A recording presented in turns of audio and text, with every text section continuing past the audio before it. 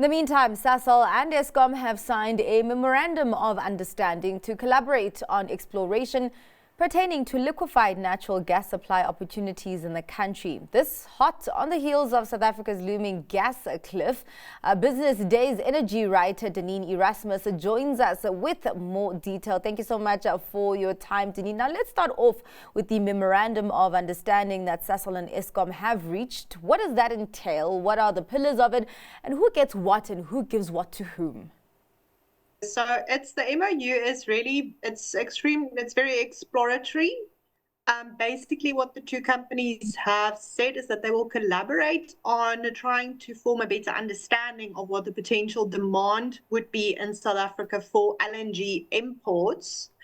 And that is then to also understand whether it would be viable to invest in the necessary infrastructure for South Africa to become a large-scale importer of liquefied natural gas. This will see Eskom as part of the MOU being a key off-taker in the market as the utility looks at switching some of its older coal-fired power stations to gas-to-power plants as part of the transition away from fossil fuel-intensive coal-fired generation.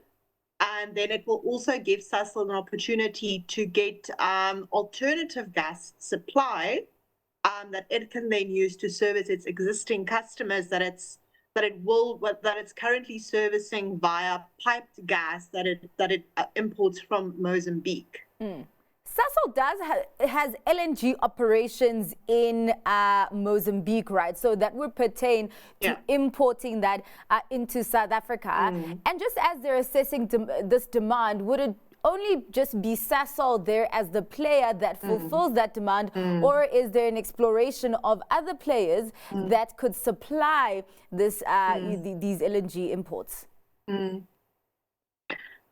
So I think what gave rise to this MOU is, on the one hand, Eskom wanting to start to see what its options are in terms of accessing gas supply, but then on the other hand, as we've been reporting for a number of years now, Sasol at the moment is basically the monopoly supplier of piped gas to industrial users in South Africa, and it imports all of those gas from gas fields in northern Mozambique via the Rompco pipeline, and then there's some supply also to KZN via the Lily pipeline, which is owned by Transnet. So what Sasol hopes to gain from this MOU is not necessarily gas that will be used in its own operations. The imports of LNG will be too expensive to make that commercially viable. It is ever hoping to find an alternative supply, because it has been indicating for a number of years now that the supply from the gas fields in northern Mozambique is likely to be depleted.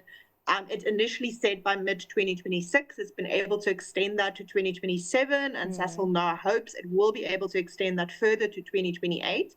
But then it would need an alternative supply. So it's really looking at finding an alternative gas supply for all industrial users in South Africa. This MOU specifically then, with Sasol still acting as sort of an aggregator of that demand and still being a supplier into the local market. I mean, just this supply, because we're talking here about creating a market of LNG imports. Is there no option in terms of sourcing it domestically? So I think we've seen some activity in local exploration for gas, but we all know that we recently saw Total pulling out of some of its exploration activities off of the sort of the southwestern coast of South Africa. We have been hearing for a very long time about the potential to access gas through fracking in the Karoo Basin, and there is some other projects underway as well. But I think this acknowledges what the industrial gas users have been saying for many years now, is that none of these domestic supply options, which are still being explored, is going to be ready to come online when the current supply from Mozambique runs dry. So yes, there are those local options that are being explored, but it's going to be many years before that's going to be a viable alternative to what's currently coming in from Mozambique.